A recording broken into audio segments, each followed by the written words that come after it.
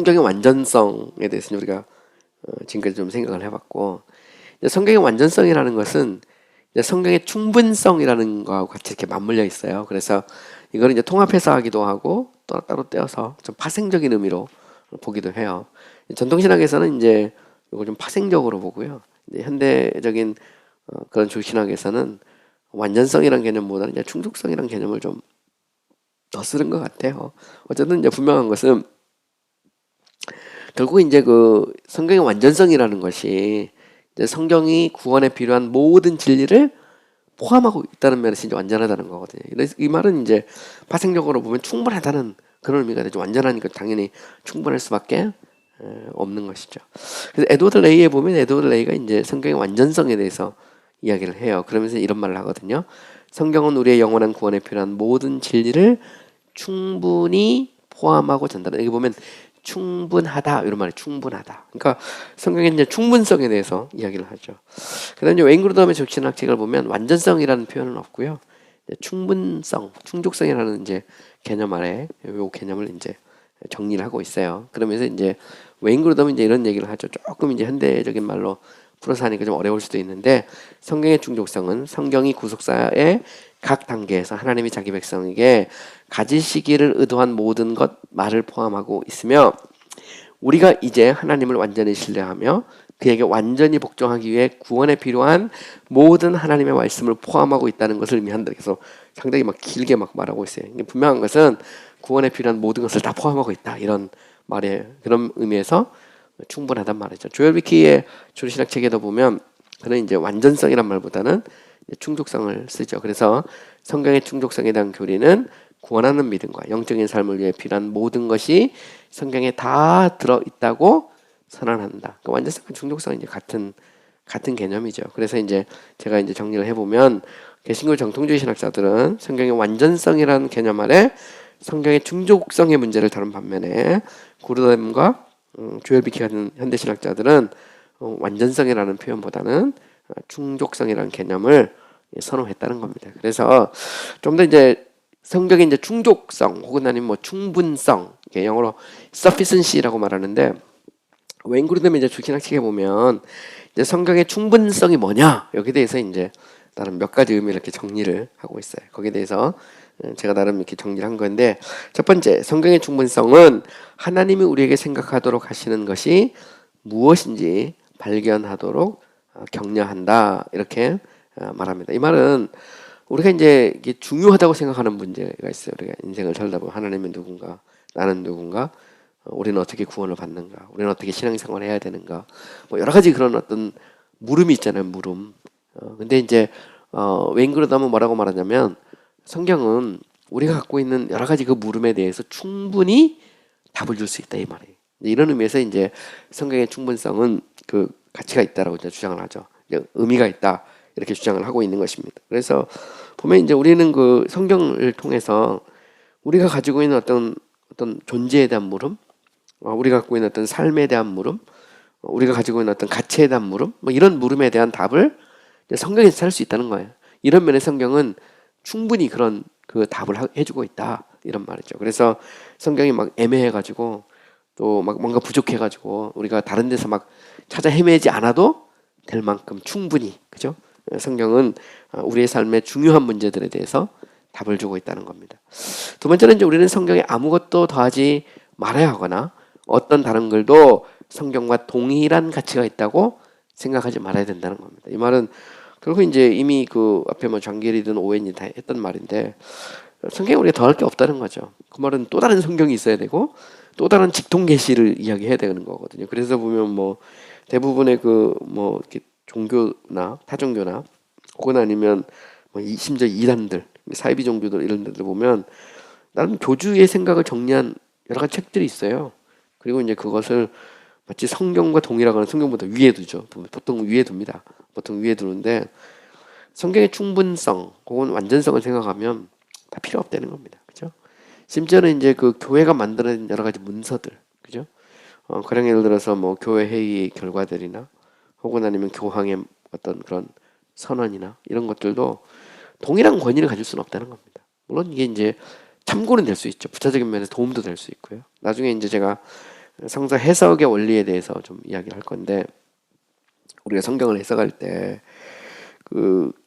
우리가 이제 성경을 해석할 때 성경 그 자체, 그러니까 우리가 성경을 읽고 묵상하고 성경 자체만을 가지고 우리가 성경을 해석하는 건 아니거든요.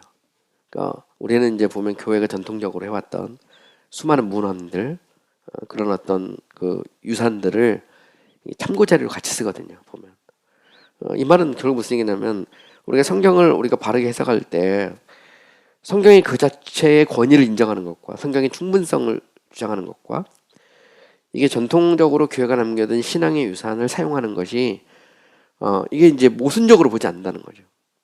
제사례파 같은 경우는 이걸 이제 모순적으로 보는 거거든요. 반면에 이 전통적인 이제 개신교회에서는 이걸 모순적으로 보지 않죠. 그래서 성경을 해석할 때 보면 과거에 이제 신앙의 선배들이 남겨놓았던 그런 신학적 유산이 있어요. 보면 그래서 뭐 예를 들어 칼빈 주석이라든가 매튜얼레 주석이나 뭐 장겔 주석이나, 우리는 뭐 또 현대적인 주석도 많죠. 여러 가지 많은 그 현대적인 주석들을 같이 보면서, 또 아니면 또 선배 목사님들의 어떤 설교집을 읽을 수도 있어요. 그렇죠? 뭐 요즘에는 그러면 AI가 만들어주는 것도 참고할 수 있느냐? 성경을 해석할 때 It's okay. 원리적으로는 그죠? 원리적으로 그것도 볼 수 있어요. 보면서 도대체 이 본문이 무엇을 의미하느냐? 그거에 대한 그 해답은 결국 본문에서 찾는 거죠. 왜곡하지 않는 이상. 그리고 결국 신학을 한다는 것은, 저는 그렇게 생각하는데, 신학을 한다는 것은 이 기독교 역사 앞에 서는 거거든요. 내가 예를 들어서 요한복음 1장 1절을 가지고 설교를 한다 그러면, 요한복음 1장 1절에 대한 수없이 많은 이 신학자들, 신앙의 선배들의 해석이 존재한단 말이죠. 칼빈은 이 본문을 어떻게 설교했는가? 뭐 예를 들어 루터는 어떻게 해석했는가? 아니면 뭐 스펄전 목사님은 여기다 어떻게 설교했는가? 아니면 요즘 뭐 최근에 나오는 뭐 예를 들어서 뭐 조엘 비케가 됐든, 아니면 뭐 존 메가더가 됐든, 뭐 누가 됐든, 뭐 하다못해 뭐 우리 한국에 있는 뭐 어느 목사님의 설교가 됐든, 그것을 사용할 수 있다는 거죠. 그러나 궁극적 권위, 최종적 권위는 성경일 수밖에 없는 것이죠. 거기에서 이제 힘이 나오고 능력이 나오는 거고 권위가 나오는 거고, 그죠? 그래서 이제 성서 해석을 할 때 우리는 이제 그런 어떤 부차적인 것을 도움을 받을 수 있지만, 그게 이제 성경 위로 올라갈 수는 없는 거죠. 항상 보면, 그죠? 그래서 우리는 이제 성경과 동일한 가치를 둘 수가 없다는 겁니다. 그래서 뭐 우리가 보면 나한테 중요한 것은 성경도 아니고, 나한테 정말 중요한 것은 어느 목사님의 설교다, 이러면 이제 심각해지는 겁니다. 그대로 갖다 베끼는 건데 보면 이제 그건 아니라는 거지. 그건 아니다. 그죠? 자, 그다음에 하나님은 우리에게 성경에서 찾을 수 없는 자신이나 자신의 구원의 계획에 대한 어떤 것도 믿을 것을 요구하지 않으시니, 이 말은 무슨 얘기일까요? 성경이 없는 거, 하나님에 대해서 그러니까 이거는 이제 또 다른 계시를 인정하지 않는 이상 우리가 성경을 통해서 하나님이 어떤 분인지 알잖아요. 우리가 성경을 통해서 구원의 진리를 알아요. 그러면 성경이 없는 거, 그죠? 또 다른 거. 그냥 예를 들어서 우리가 예수님 당시에는 보면 이제 탈무드나, 혹은 아니면 뭐 로마 카톨릭에서 교회 전통 이런 거 있잖아요. 이제 그것을 뭔가 성경에 없는 거, 말하지 않는 거, 뭐 여기에 대해서 이제 뭐가 또 필요하냐? 필요하지 않다는 겁니다. 성경을 해석하는데 도움을 받을 수는 있어요. 그래서 나중에 이제 성경 해석의 문제를 다룰 때 보면, 특별히 이제 기독교 역사에서, 개신교 신학 역사에서 보면 이제 17세기로 이렇게 넘어오잖아요. 넘어오면 유대교 문헌에 대한 방대한 연구들이 이렇게 이루어져요. 종교개혁자들은 주로 이제 헬라어나 히브리어에 이제 주목을 했거든요.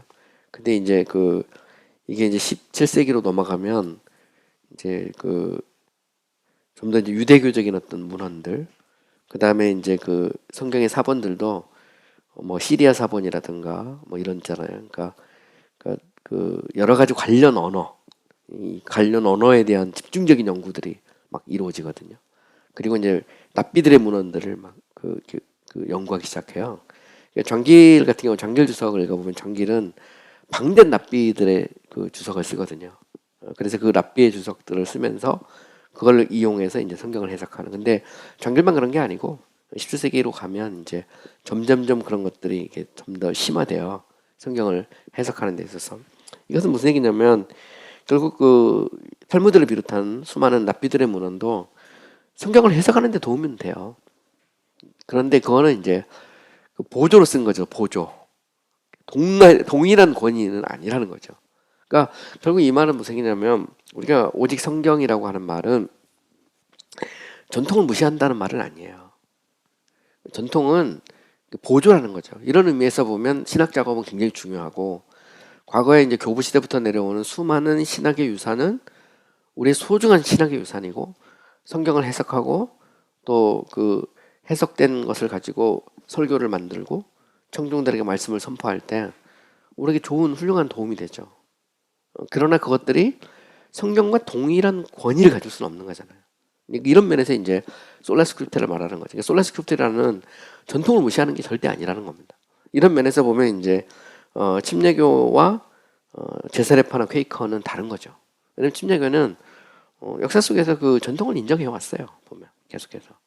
그럼 예를 들어서 조금 더 구체적으로 교리적인 문헌으로 사도신경이나 혹은 아니면 우리가 이제 그 니케아 종교회나 아니면 이제 그 칼케돈 신조나 아다나스 신경이나 이런 것들을 침례교인들은 그걸 다 거부했냐? 거부한 게 아니에요. 성경과 동일한 권위를 줄 수 없다는 거지. 그런 면에서 이제 교회 유산으로 쓴 겁니다. 또 어떤 신경도 완벽하지 않거든요. 사도신경 같은 경우도 종교개혁자들이 사도신경을 받아들일 때 지옥 강화 부분은 대부분 뺐어요. 윌리엄 퍼킨스 같은 경우도 보면 사도신경 강해를 쓸 때 지옥 강화 부분에 있어서 거기에 대해서 이제 주석을 달 때 보면 이걸 받아들일 수 없다고 생각을 했거든요. 그러나 그럼에도 불구하고 거기에 대해서 이제 자세하게 그 의미에 대해서 쓰고 있지만 그러니까 개신교 신학자들은 사도신경을 받으면서도 지옥 강화 같은 부분들은 안 받아들였거든요. 이거는 이제 어떻게 보면 좀 그 문제가 있다고 느낀 거죠. 근데 심지어 니케아 종교에 나온 니케아 신경도 마찬가지입니다. 거기에 대해서 신인성의 연합을 받아들였지만 거기 보면 그 이 마리아와 관련된 것도 있어요. 그런 건 안 받아들였거든요. 이 말은 결국 그 교회 회의나 혹은 아니면 전통으로 내려왔던 여러 가지 신학적인 문헌들 이런 것들을 개신교도들은 받아들였어요. 전통적인 혹은 정통주의적인 어떤 그 신학적인 어떤 유산으로 받아들이지만 그렇다고 무조건 100% 그냥 막 그냥 그 요나의 물고기가 요나 삼키듯이 그냥 다 삼켜가지고 그건 아니라는 거죠. 보면 성경과 비교해서 맞으면 맞고 안 받으면 안 받고 이런 거죠. 철학도 마찬가지. 철학도 아리스토텔레스 철학이 성경을 설명하는 데 도움이 되면 받고 아니면 안 받고 이런 면에서 이제 자연신학과 초자연적 신학의 원리가 같이 들어가는 거거든요. 성경이라는 것은 초자연적 신학이잖아요. 우리가 하는 신학은. 그렇다고 자연신학을 무시하지 않거든. 똑같아. 이 원리가 이 속에 그러니까 은총과 자연이라는 문제는 성경 해석과 성경관에 그대로 들어가 있어요. 보면 그러니까 성경의 완전성, 성경의 충족성, 뭐 심지어 성경의 신적 권위 이게 절대 영감을 주장하지만 성경 저자의 어떤 그런 그 컨텍스트나 인간성 이런 걸 무시하는 건 아니잖아요. 성경의 어떤 주석 혹은 아니면 본문 비평 이것들을 인정해 왔다고요. 전통적인 교회는 성경의 완전성을 주장하지만 전통 자체를 부인한 건 아니에요.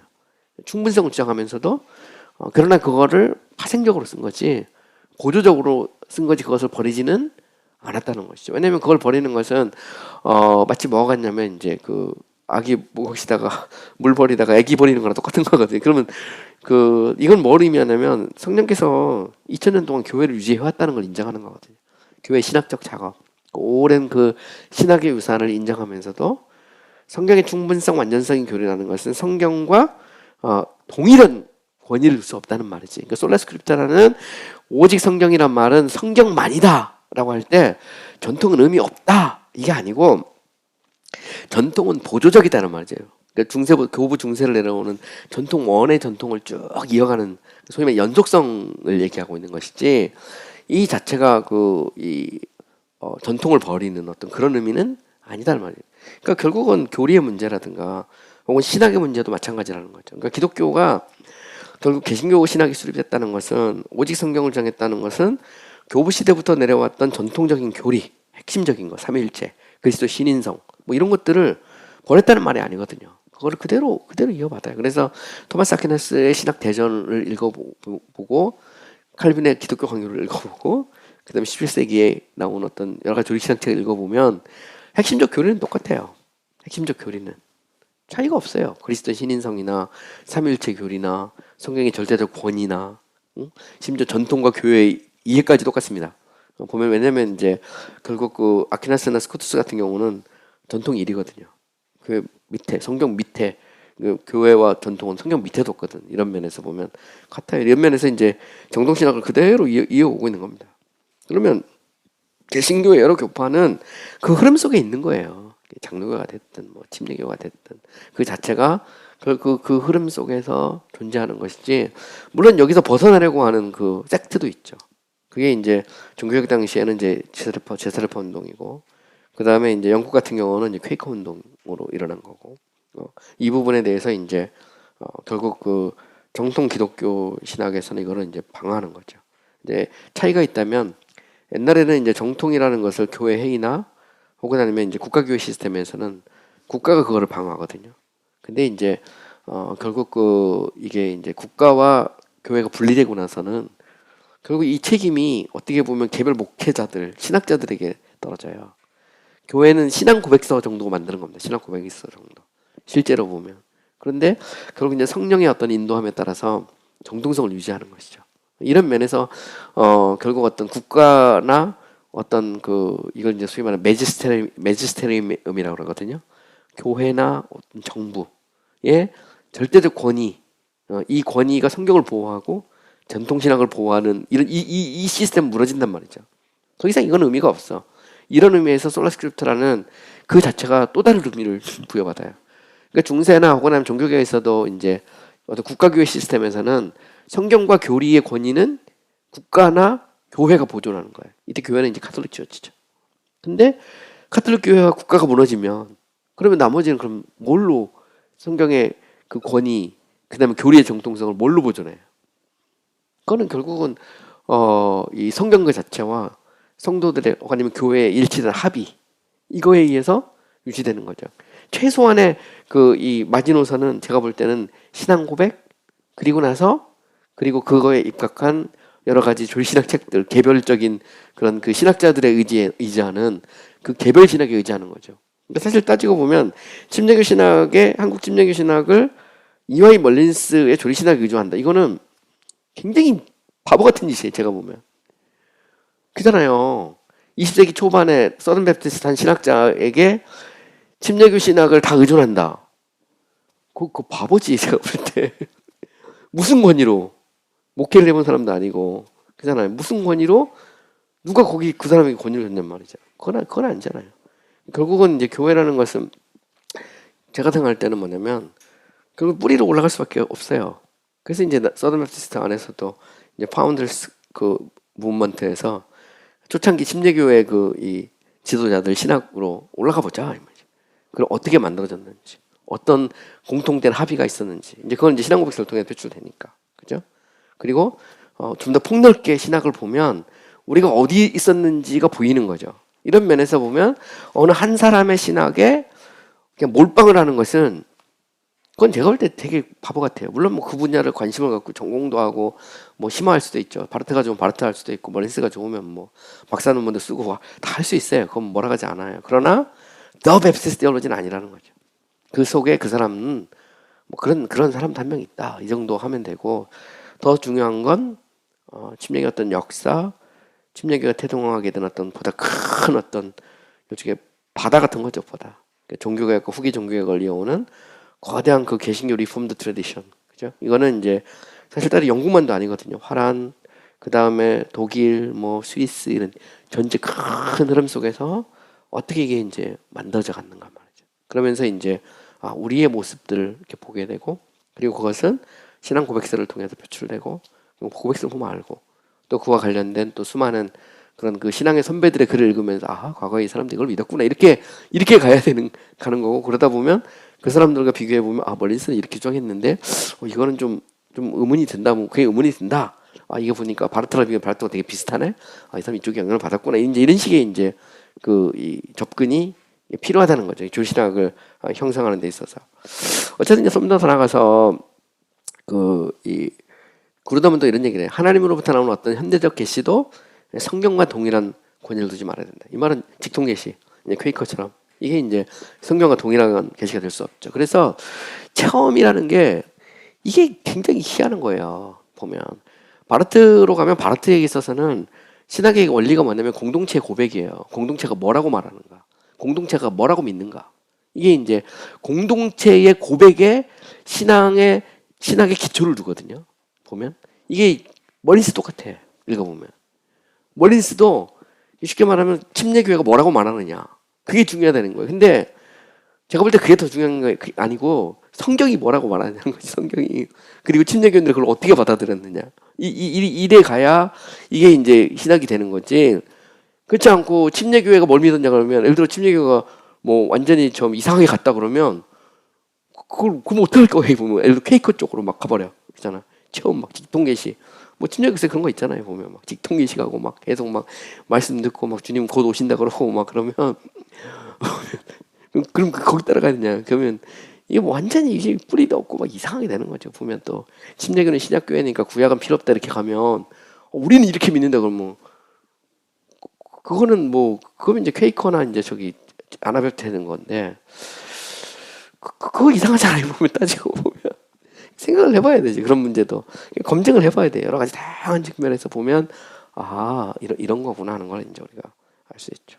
다섯 번째로 보면 이제 성경이 명시적으로나 함축적으로 금지하지는 어떤 것도 죄가 아니다. 이 말은 무슨 얘기냐면 성경이 명확하게 이건 아니다 이렇게 말한 거 말고 또 다른 걸 막 만들어내는 거죠. 그러니까 목사님이 설교하면서 보면 이제 이상한 거 만들어가지고 말이지, 목사에게 도전하는 것은 하나님의 심판이 저주가 있을 때 이렇게 말하면 뭐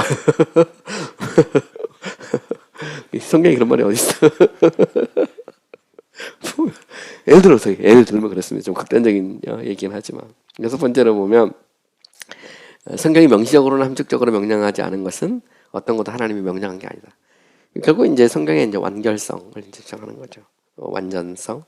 그다음에 일곱 번째, 우리는 우리의 교리적이며 윤리적 가르침에서 성경이 강조하는 것을 강조하고 성경 안에서 하나님이 우리에게 말씀하신 것에 만족해야 된다. 성경으로 만족해야 된다는 거죠. 그것이 교리적인 것이든 아니면 실천적인 것이든. 왜냐하면 성경이 하나님의 기록된 영감받은 하나님의 말씀이기 때문이죠. 이런 면에서 이제 성경의 어떤 절대적 권위 뭐 이런 것들을 인정하고 있는 것입니다.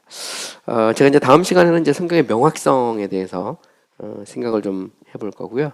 성경의 명확성이라는 것은 결국 이제 성경의 완전성, 충족성하고 맞물려 있어요. 왜냐하면 이제 성경이 우리의 구원과 또 어떤 우리의 신앙생활에 있어서 필요한 모든 것을 완전하면서도 충분하게 기록하고 있다는 말은, 그렇다면 결국은 그거를 애매하게 기록되어 있다는 말이 아니잖아요.